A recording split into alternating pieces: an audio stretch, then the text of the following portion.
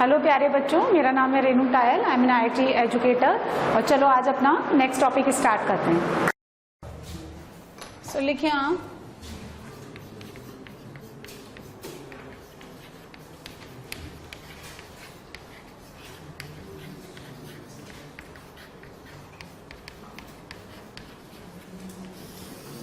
Application of derivatives. So derivative के applications में 3 chapters हैं। देखो इस चैप्टर के बारे में मैं आपको बताती हूँ। 3 चैप्टर्स का कॉम्बिनेशन है। One is the tangent normal, second monotonicity यानी increasing and decreasing function, and third one maxima minima. ठीक है, इसमें मोनोटोनिसिटी का यूज थोड़ा कम है, लेकिन जो मैक्सिमा मिनिमा का है वो सबसे ज्यादा यूज है। और टेंजेंट नॉर्मल का एप्लीकेशन हम लोग और डिटेल में कहाँ पढ़ते हैं? कॉनिक सेक्शन में। तो कॉनिक सेक्शन में जितने भी हम कर्व पढ़ते हैं, circle including ellipse, parabola, hyperbola, these are all the second degree curve. ठीक है, सेकंड डिग्री कर्व की हम लोग क्या निकालते हैं? वहां टेंजेंट नॉर्मल निकालते हैं। वहां कॉनिक सेक्शन में हम सिर्फ क्या करते हैं? इन कॉनिक सेक्शन ये जो 2 डिग्री कर्व होते हैं उन्हीं की निकालते हैं। लेकिन यहाँ जब फंक्शन में हम AOD पढ़ते हैं, टेंजेंट नॉर्मल, तो उसमें क्या करते हैं? हम 2 डिग्री का भी निकालेंगे, उसके बाद 2/3 डिग्री का भी निकालेंगे, 1/3 का भी निकालेंगे, यानी 4 डिग्री का भी निकालेंगे, क्यूबिक का भी निकालेंगे। किसी भी तरह का फंक्शन हो, हम सब कॉमन उसका क्या निकालेंगे? Tangent normal. यानी this concept is not only bounded for the second degree curve, हम उसके बियॉन्ड भी काम करेंगे। अब इसमें जब आप एप्लीकेशन पढ़ते हैं डेरिवेटिव्स का, तो जिसमें आता है रेट ऑफ चेंज पहले, है ना। सो वो बहुत इजी सा टॉपिक होता है, क्योंकि डिफरेंशिएशन में हम लोग काफी डिटेल में डेरिवेटिव निकाल चुके होते हैं, तो वो हम बाद में ले लेंगे। आज हम इसको कहां से स्टार्ट करेंगे? टेंजेंट नॉर्मल से। टेंजेंट नॉर्मल में बहुत छोटे छोटे से टॉपिक्स होते हैं। बेसिकली पहले जो है टेंजेंट नॉर्मल को डिटेल में पढ़ेंगे। अच्छा, टेंजेंट नॉर्मल क्या होती है? Equation of the lines, basically lines की इक्वेशन होती है। तो कुछ है ना बेसिक कंसेप्ट है ना स्ट्रेट लाइन के लगते हैं, वो सब आप पढ़ चुके हैं, है ना। हम लोग थोड़ा सा ना जल्दी से रिवाइज करेंगे।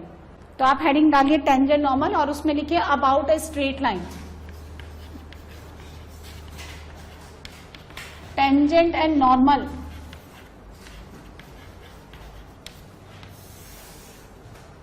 About A line. देखिए, यदि हम स्ट्रेट लाइन की बात करें तो स्ट्रेट लाइन का general equation of line is represented by ax plus by plus c equal to 0, being the first degree in x and y। ठीक है, 3 आर्बिट्री कांस्टेंट आपको ABC नजर आ रहे हैं, which can be converted into 2 arbitrary points, which indicate that through the 2 points an unique line can be drawn। 2 point से कितनी line आप draw कर सकते हैं, है ना। 2 पॉइंट से कितनी लाइन ड्रॉ कर सकते हैं आप? 1, है ना। और 1 पॉइंट से बहुत सारी line, which are called the family of lines. अब यहाँ पे देखो, ये तो जनरल इक्वेशन है। स्लोप इंटरसेप्ट फॉर्म क्या होता है लाइन का? y equal to mx plus c। अच्छा, इस लाइन का स्लोप कितना लिखेंगे आप? m, which is called the tan theta, जिसको हम लोग dy/dx भी बोलते हैं। और अगर आपको फंक्शन पे किसी पॉइंट पे खींची गई कर्व का टेंजेंट का स्लोप निकालना है, तो हम उसको बोलते हैं f'(x)। और ये किसके इक्वल हो जाएगा? यहाँ पे माइनस, बोलो, a/b। And if the 2 points are given on a line, then slope कितना लिखा जाएगा? y2 minus y1 upon x2 minus x1, है ना। तो लाइन का कंसेप्ट बीच बीच में आएगा। अब यहाँ देखिए, इस लाइन को मैंने ड्रॉ कर देना है। This line represent l equal to 0। ये x एक्सिस हो गया, cuts the x axis at the point a। ये y एक्सिस को कट करती है b पॉइंट पे। This is origin 0,0। ठीक है, on the a x axis के ऊपर y कोऑर्डिनेट 0। ये सिर्फ लाइन के लिए एप्लीकेबल नहीं है, this applicable on all the curves, है ना, फॉर ऑल द कर्व्स। यदि आप कर्व को भी x एक्सिस पे इंटरसेक्ट कराएंगे तो उसका y कोऑर्डिनेट कितना होगा? 0। और on the y axis obviously x coordinate 0। सो आपके पास ये रही लाइन की इक्वेशन। आप इसमें क्या डालिए? y0, so it gives you minus c/a,0। और वहां कितना मिलेगा? 0, माइनस c/b। यहां से लेकर यहां तक का जो डिस्टेंस है, इसको बोलते हैं हम लोग x इंटरसेप्ट। यानी कितना पोर्शन ये लाइन इस x एक्सिस पे काटती है, यहां से यहां तक का जो है, इसको हम बोलते हैं y इंटरसेप्ट। सो OA क्या है? OA is called the x intercept and which is calculated putting y equal to 0 in the equation of line. OB क्या कहलाता है? आपका y intercept. Put x equal to 0। So OA आपका x intercept, line x axis पे कितना portion cut करेगी? OB आपका क्या कहलाता है? y intercept. And the slope of the line represent the inclination of this line L equal to 0 with the positive x-axis, and if you consider this theta as anti-clockwise direction, consider as positive, and आप rotate करते हैं इस line को clockwise direction में तो theta will be negative, and ये conventionally decide कर रखा है। यहाँ जो है ये वाला consider करते हैं हम लोग theta, यानी positive x-axis का लेते हैं हम लोग, उधर वाला नहीं लेंगे, ठीक है। तो यहाँ से ये ओ ए एक्स इंटरसेप्ट, ओ बी आपका वाई इंटरसेप्ट हो गया, और ए बी जो है इसको हम बोलते हैं intercept between coordinate axis. Coordinate axis कौन? एक्स एक्सिस और y axis combined together is called the coordinate axis. तो ए बी क्या है? कोऑर्डिनेट एक्सिस का इंटरसेप्ट है, which can be written as under root O A square plus O B square, right? If a line passes through the 2 points P and Q, x1 y1 and x2 y2, you can write the equation of the line in 2-point form, right? So आपको देखो ये बात समझ में आ गई। अच्छा, intercept form क्या होता है लाइन का? इंटरसेप्ट फॉर्म, यदि आपका ये क्या इंटरसेप्ट काट, देखो ये सब आना चाहिए। ये आपका a,0 गिवन है, ये आपको दे रखा है 0,b, तो x इंटरसेप्ट आपका कितना हो गया? y इंटरसेप्ट आपका b हो गया, है ना। इस लाइन की इक्वेशन चाहिए, स्लोप कितना हो गया? -b/a। लाइन की इक्वेशन क्या हो गई? x/a y/b is equal to 1। b को आप y को 0 रखेंगे, x इक्वल टू a आपका हो गया x इंटरसेप्ट, x को 0 डालने पर y इक्वल टू b आपको क्या देगा? y intercept. क्लियर है? अब सुनो, इफ एनी लाइन, एक और बात मेरी सुनिए, if any line coincident to the x axis, या तो लाइन, कोई भी लाइन x एक्सिस पे या तो कंसाइड करती है या उसके पैरेलल है ना। एनी लाइन कोइंसिडेंट या फिर पैरेलल टू x एक्सिस, तो फिर उसका स्लोप आप कितना कंसीडर करेंगे? 0। और एनी लाइन, उसको देखो ऐसा लिखा जाता है, यदि कोई भी लाइन x एक्सिस के पैरेलल है तो इस तरह से लिखा जाएगा y इक्वल टू a, है ना। a पॉजिटिव है तो above the x axis, a negative है तो नीचे डाल दो। और यदि कोई भी लाइन, इस केस में इसका स्लोप 0 हो गया, यानी थीटा कितना बनाएगा? 0 डिग्री। स्लोप कितना होता है? tan theta. और if any line perpendicular to x axis, यदि कोई भी लाइन x एक्सिस के परपेंडिकुलर है तो उस लाइन की इक्वेशन ऐसे लिखी जाएगी, ये 90 x इक्वल टू b। अब मेरी बात सुनो, सपोज कोई भी कर्व है, कोई भी कर्व आपको इस तरह से दे रखा है, उसके p पॉइंट पे आपने एक टेंजेंट ड्रॉ कर दी, तो इस कर्व के P पॉइंट पे डिफरेंशियबिलिटी एग्जिस्ट नहीं करती, क्योंकि dy/dx इस केस में कितना आएगा? इन्फिनिटी। डिफरेंशियबिलिटी एग्जिस्ट नहीं करती, लेकिन राइट एंगल तो एग्जिस्ट करता है। दुनिया भर की जो ट्रिग्नोमेट्रिक रेशियोज होते हैं, और फिर हम उनको इतना डिटेल में पढ़ते हैं ट्रिग्नोमेट्री में, वो सारा तो राइट एंगल ट्राइंगल से निकल के आता है, बेस, परपेंडिकुलर, हाइट और हाइपोटेनस। तो आप उसको तो डिनाई नहीं कर सकते उसकी एग्जिस्टेंस को।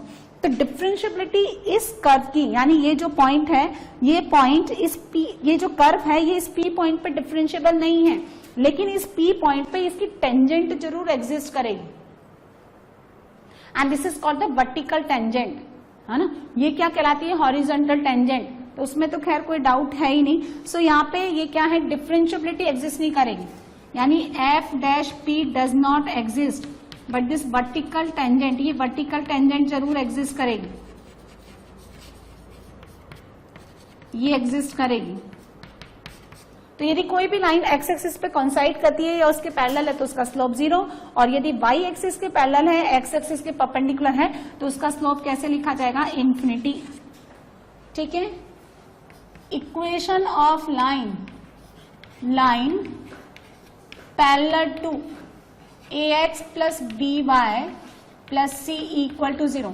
यदि इस लाइन के पैरेलल लाइन की इक्वेशन मुझे लिखनी है तो वो कितनी हो जाएगी? Is ax plus by plus lambda equal to 0।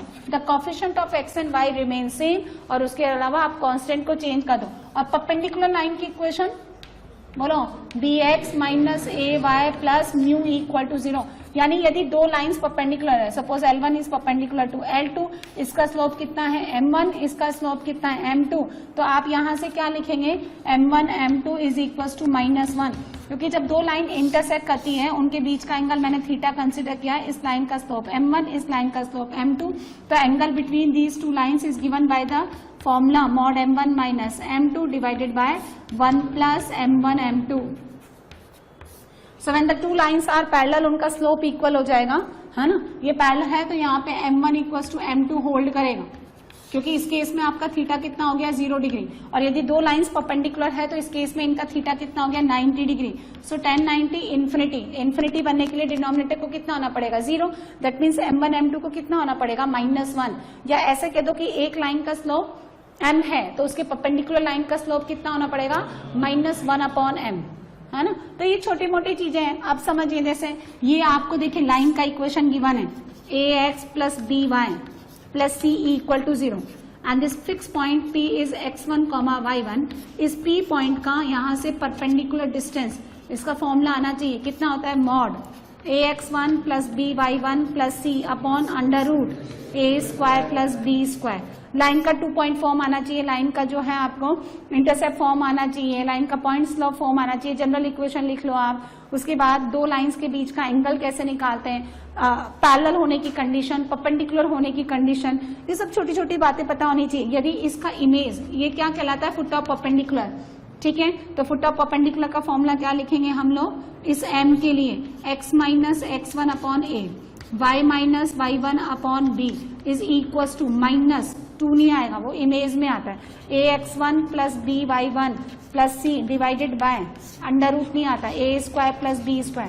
अगर आप इतनी ही डिस्टेंस पे इसका इमेज लेते हैं which is called the p', तो इमेज के फॉर्मूले में क्या आ जाएगा डबल, यानी अगर आपको इमेज निकालना है p' के लिए काम कर रहे हैं, इस p पॉइंट का इस लाइन के रेस्पेक्ट में इमेज कितना बनता है p', तो उसका फॉर्मूला बनता है x - x1/a y - y1/b, और यहाँ कितना आता है -2 ax1 + by1 + c divided by क्या a² + b²। कई बार बच्चा यहाँ √ लगा देता है, √ जो लगता है वो परपेंडिकुलर डिस्टेंस पे लगता है ना, ये image of foot of perpendicular के फॉर्मूले में नहीं। या फिर आपको देखिए ये लाइन गिवन है, दिस लाइन, ये line ax + by + c given है, ठीक है, और ये पॉइंट P गिवन है। आप इसके परपेंडिकुलर लाइन की इक्वेशन लिख सकते हो bx - ay + λ = 0 and to calculate the lambda pass this line, this PM line passes through the point P, lambda निकालो, ये PM आ गया आपके पास, ये गिवन लाइन हॉरिजॉन्टल लाइन आपके पास ऑलरेडी है, और M क्या है इन दोनों का इंटरसेक्शन पॉइंट,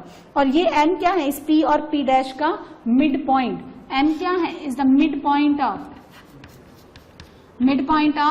PP', है ना। तो जो मेन चीजें थी स्ट्रेट लाइन की वो मैंने कवर करने की कोशिश की, लेकिन फिर भी अगर कुछ अलग से कंसेप्ट आता है तो हम लिख करके, है ना, वहां पे यूज कर लेंगे, क्योंकि पूरा स्ट्रेट लाइन तो कवर करेंगे नहीं, और इतना बहुत ज्यादा लार्ज स्केल पे स्ट्रेट लाइन यूज आता भी नहीं है, क्योंकि टेंजेंट और नॉर्मल जो होती है बेसिकली लाइन की इक्वेशन होती है, तो थोड़ा बहुत कंसेप्ट तो लाइन का उसमें आएगा ही आएगा, है ना।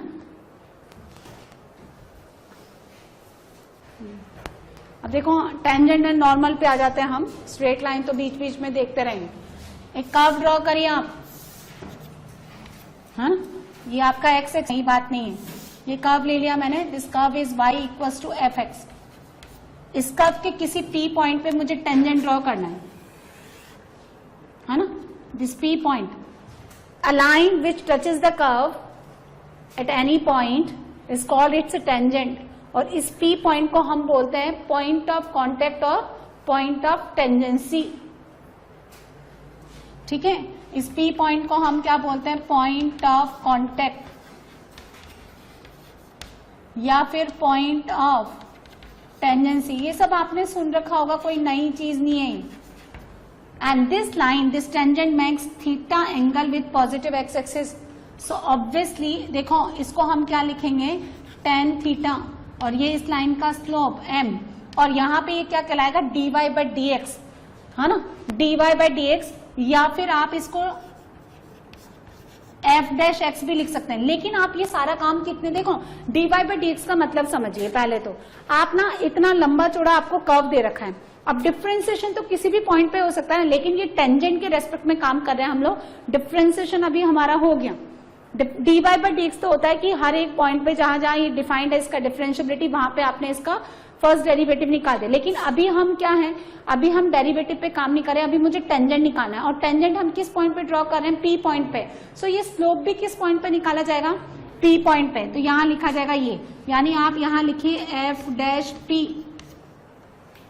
फर्स्ट डेरिवेटिव f', और फिर x को कितना पुट कर दीजिए आप P, है ना, ये हो गया, है ना। अब ये टेंजेंट, अच्छा ये जो पॉइंट है ये फिक्स पॉइंट है, ये फिक्स पॉइंट कितना गिवन है आपको x1 y1। इसमें एक बात ध्यान रखनी है कि ये जो P पॉइंट है ये कहाँ लाई करेगा, lies on the curve, curve के ऊपर लाई करना चाहिए ना।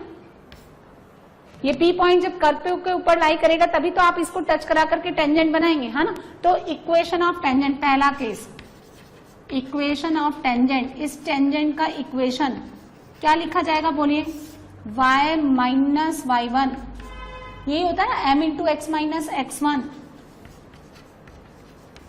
और y माइनस y1 m कितना dy by dx at the point P into x minus x1।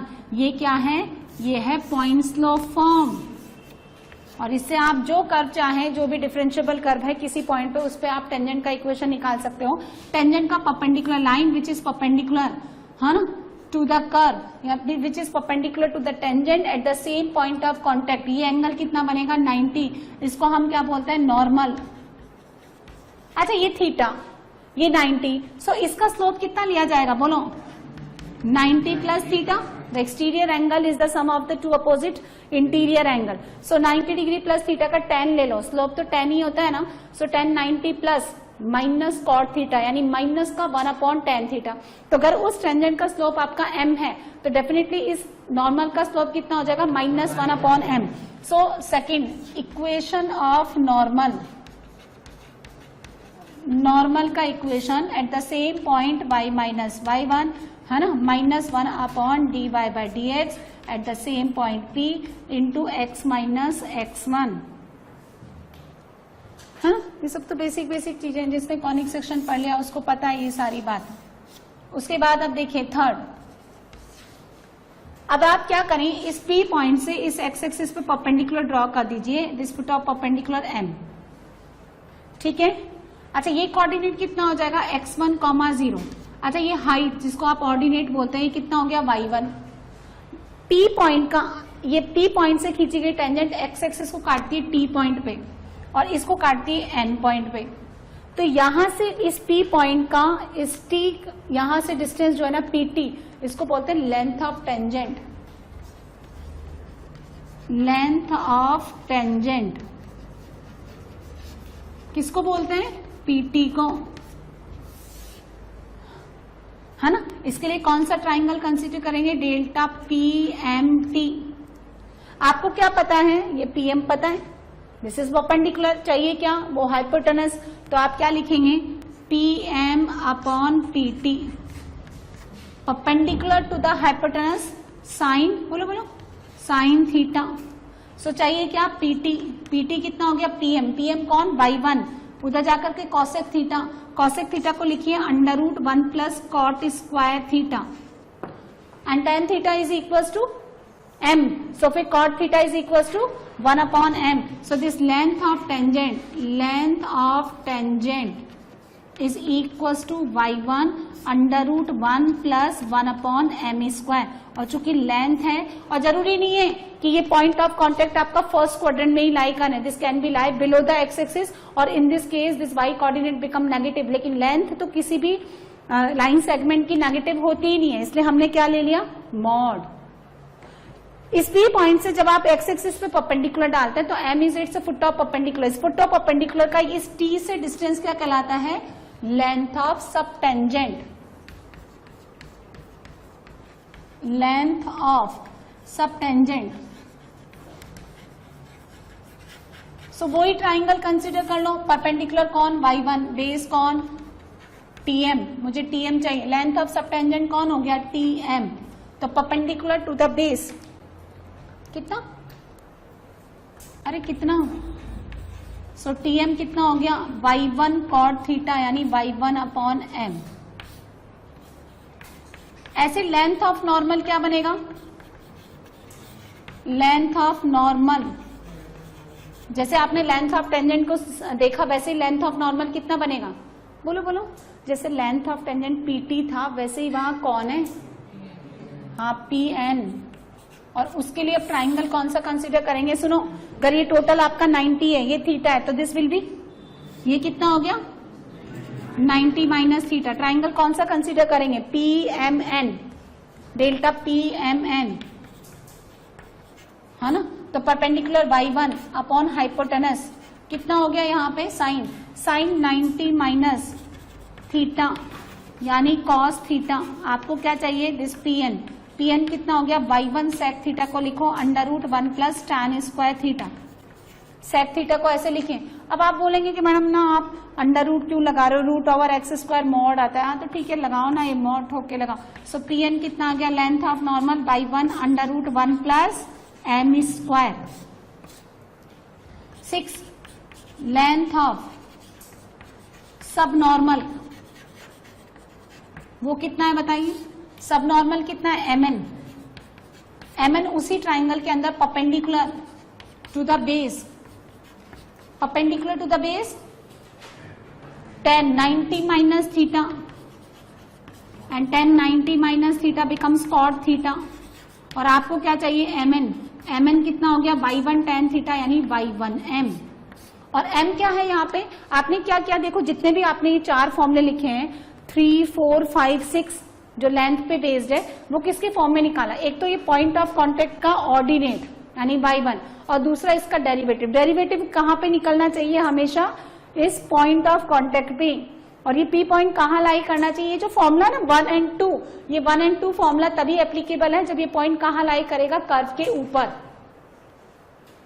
Otherwise नहीं। तो ये पॉइंट ऑफ कांटेक्ट का y कोऑर्डिनेट पता होना चाहिए और इस कर्व का इस P पॉइंट पे क्या पता होना चाहिए डेरिवेटिव, है ना। तो ये सारे फॉर्मूले किसके फॉर्म में y1 और m।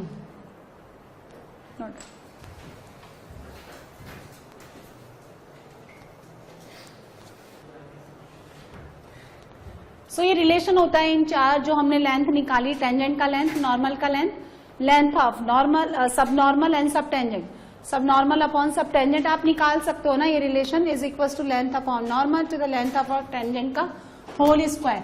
अब देखिए नेक्स्ट लिखिए आप इक्वेशन ऑफ टेंजेंट। मैंने ये कहा कि ये जो P पॉइंट है, ये this P point lies on the curve, ये क्या कहलाता है इसका point slope form.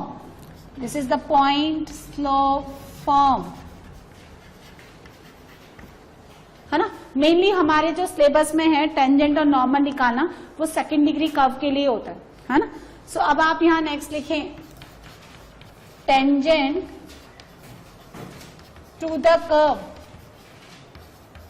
Curve at 0,0 किसी कर्व के ओरिजिन पे। अब सुनो, जितने भी पॉलिनोमियल कर्व हैं, if this polynomial curve does not contain any constant term, यदि पॉलिनोमियल कर्व में कांस्टेंट टर्म नहीं है तो वो पॉलिनोमियल कर्व कहां से पास करेगा, ओरिजिन से।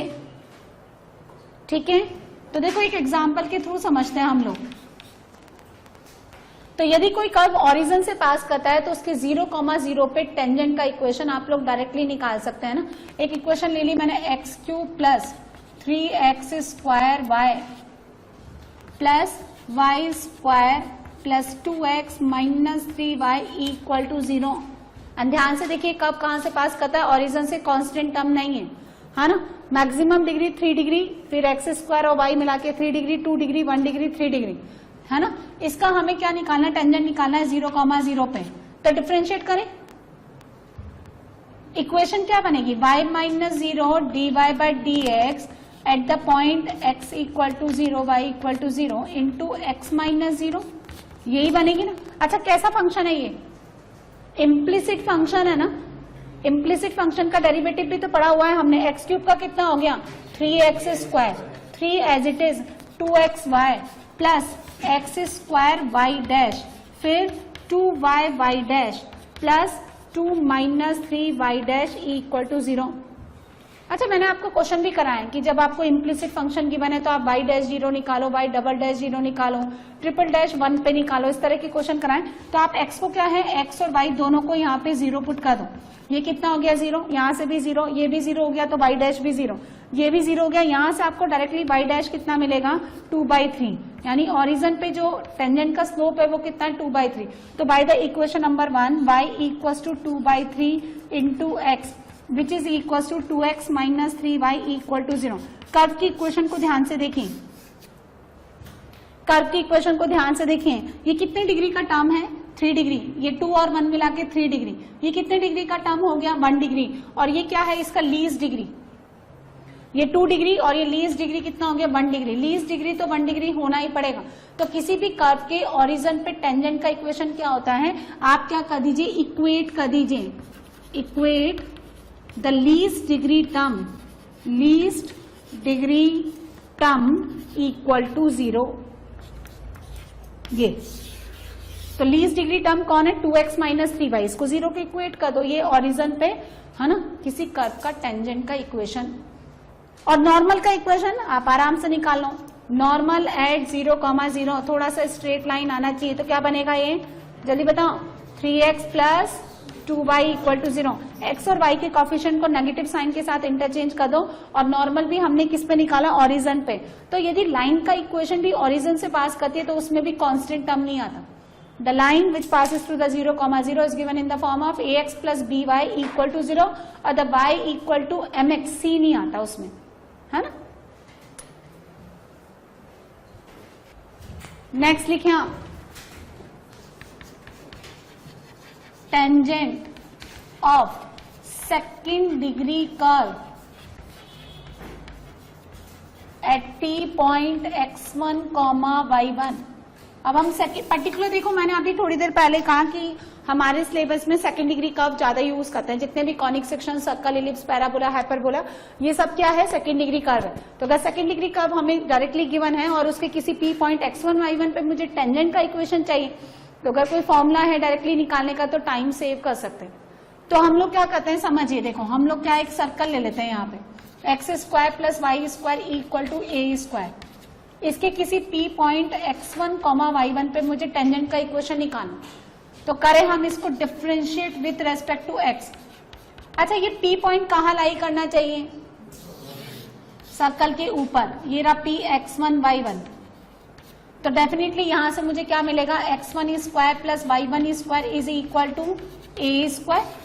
दिस भी पॉइंट सेटिस्फाई करा दो ना सर्कल पे, डिफरेंशिएट करो x स्क्वायर का 2x, y स्क्वायर का 2y, y का y dash, a constant, y dash at the point p is minus x1 upon y1। Differentiation लेकर के आप p पॉइंट सेटिस्फाई करा दें। नाउ टेंजेंट, अब टेंजेंट क्या है आप अपने दिमाग में लगाओ कि भैया एक लाइन है, दिमाग में ये साइकोलॉजी चलनी चाहिए, लाइन है ये जिसपे आपको एक p पॉइंट गिवन है x1, y1 और स्लोप आपने निकाल ही लिया, तो लाइन की इक्वेशन क्या आ गई y minus y1 minus x1 upon y1 into x minus x1। Now cross multiply, ये कितना हो गया x(x1) plus y(y1) is equal to x1 square plus y1 square. And now by the equation number 1 this right hand side can be written as a square, तो क्या बन गया x(x1) plus y(y1) minus a square equal to 0 is the equation of the tangent to this circle eight the point p x1, y1। तो क्या देखो क्या आपने observe किया, यदि आपके पास सेकेंड डिग्री कर्व ये है, सेकेंड डिग्री जो स्टैंडर्ड कर्व होता है सेकेंड डिग्री क्या होता है ax square 2hxy plus by square, याद है, plus 2gx plus c equal to 0, ये गिवन है। तो इसके किसी p point which lies on this curve, उस पे टेंजेंट का इक्वेशन कैसे लिखते हैं आप लोग, है ना। देखो एक्स स्क्वायर किससे रिप्लेस हो गया x(x1) से, इसकी खोपड़ी का 2 हटाओ, इसकी टोपी हटाओ और यहां से चिपका दो x1, इसकी कैप हटाओ और y1, और ये तो कांस्टेंट है, तो x square is replace by x(x1), y square is replace by y(y1). Circle की इक्वेशन में 2xy नहीं आता, xy का कोफिशिएंट नहीं होता सर्कल की इक्वेशन में, तो x स्क्वायर x(x1), a तो कांस्टेंट है ना, y स्क्वायर y(y1), 2xy, बोलो x1y plus xy1, x1y plus xy1, 2x x plus x1। Unit देख लिया करो, डबल एक्स है ना तो यहाँ पे भी डबल एक्स होना चाहिए, 2 डिग्री है तो यहाँ पे भी 2 डिग्री बनना चाहिए, और बाहर में 2 है तो यहाँ पे जोड़ने पे 2 बनना चाहिए, यहाँ पे भी 2 डिग्री है तो दिस इंटू दिस करके 2 डिग्री बनना चाहिए। उसके बाद 2x आगे 2y किससे y plus y1 and the constant remains same. और इसीलिए यहाँ पे कांस्टेंट कौन था, ए स्क्वायर, तो वो फाइनली आया भी कितना, a square. So x square replace by x x one, y square y y one, 2x y, x1 y plus x y one, 2x x plus x1 से 2y y प्लस y1 से, and the constant remain same. ये second degree curve के लिए है ना। ये हमने क्या किया, हमने कोई डायरेक्टली तो निकाला नहीं, हमने तो क्या है इसको डिफरेंशिएट किया उस गिवन पॉइंट पे टेंजेंट का इक्वेशन लिखा और सिमेट्री ऑब्जर्व कर ली कि जब भी ऐसा होगा तो इस तरह से आप रिप्लेस कर लो। लेकिन this concept is applicable only for second degree curve, क्योंकि देखो क्यूब वगैरह का तो कोई दे ही नहीं रखा है यहाँ पे, ये सेकेंड डिग्री कर्व के लिए। तो अगर अब आपको ऐसा दे रखा है, देखिए एक्स स्क्वायर प्लस यहाँ पे दे रखा है 3xy plus 2y square minus 3x equal to 0, और इसके किसी p पॉइंट x1 y1 पे आपको टेंजेंट का इक्वेशन निकालना है, तो आप डायरेक्टली लिख सकते हैं बजाय ये डेरिवेशन पूरा करने के। X square x x one 3/2 2xy x1y plus xy1, ठीक है, 2y स्क्वायर y1 माइनस का 3/2 2x कितना हो गया, x plus x1 equal to 0। Arrange करके लिख लो, अरेंज कैसे, लाइन को लिखो ना आप, लाइन होता है ax plus by plus c equal to 0।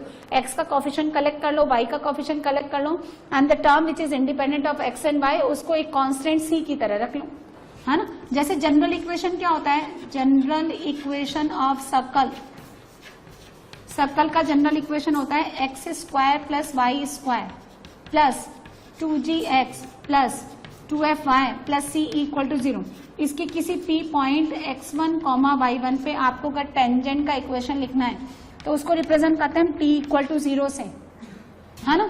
और ये कितना बनता है x1 plus y1 plus g 2x x plus x1 plus f 2y y plus y1 and this constant remains same. ये टेंजेंट का इक्वेशन, और इसी का परपेंडिकुलर लाइन x और y के कोफिशिएंट को इंटरचेंज करके आप विथ नेगेटिव साइन लिखें, कांस्टेंट की जगह लैम्डा चिपका दें, and in particular case of the circle the equation of the normal, है ना, of the circle passes through its centre, और इस केस में सर्कल का सेंटर कितना होता है minus g minus f। After making the coefficient of x square and y square to be 1, ये कितना होता है -1/2 coefficient of x, -1/2 coefficient of y। Note down. What is the angle bisector, a line which divides the angle between the two lines into two equal parts. तो एक और चीज लिखी देखो, है ना, slope of a line, line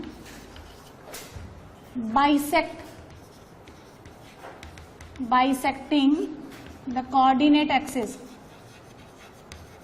coordinate axis को bisect करने वाली, है ना, slope of the line angle bisecting the coordinate axis. कौन सी लाइन होती है ये, y इक्वल टू एक्स, और इसका स्लोप कितना 1, and second one is the y equal to minus x, है ना, ओरिजिन से पास करती है, ये 45 डिग्री बनाती है, और y equal to minus x कितना बनाती है 135, इसलिए इसका स्लोप कितना होता है -1।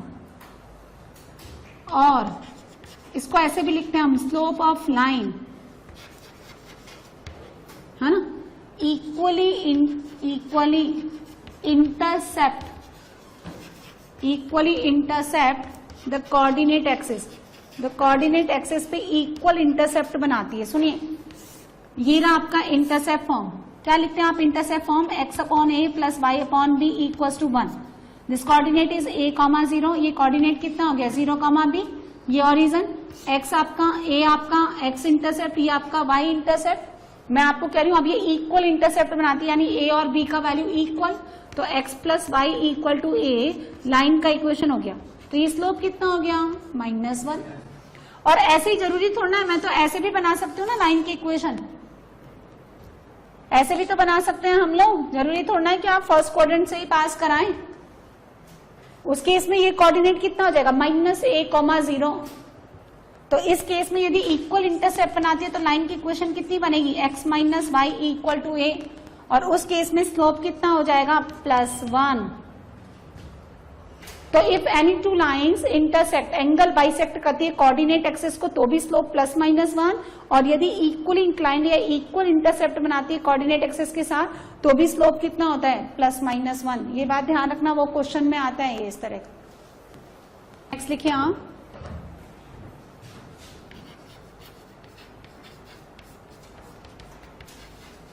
Of point on a curve, क्योंकि जो भी टेंजेंट एंड नॉर्मल मुझे निकालना है तो पॉइंट कहाँ लाई करना चाहिए, कर्व के ऊपर। अब कर्व के ऊपर अगर आप पॉइंट गिवन है तो अच्छी बात है, नहीं गिवन है तो कैसे मानेंगे। सपोज पहले हम लाइन के रेस्पेक्ट में काम करते हैं, सो लाइन पे मुझे कोई पॉइंट मानना है। सपोज ये लाइन गिवन है 2x + y = 3, तो इस लाइन पे आप पॉइंट कैसे मान सकते हैं। देखिए ऐसे रटने की जरूरत नहीं है, आप x को अल्फा ले लो तो y in terms of alpha निकालो। आपने x को अल्फा लिया तो y कितना हो गया 3 - 2 अल्फा। आप x को t लेते हैं तो y कितना हो जाएगा 3 - 2t। आप y को लेते हो t तो x हो जाएगा 3 - t / 2। यानी किसी भी एक वेरिएबल को आप कुछ मान ले पैरामीटर और उसके फॉर्म में दूसरा निकाल लें। क्लियर है लाइन पे। फिर आता है पैराबोला। जैसे अब आपको 4 स्टैंडर्ड पैराबोला पढ़ाते हैं हम लोग, y² = 4x।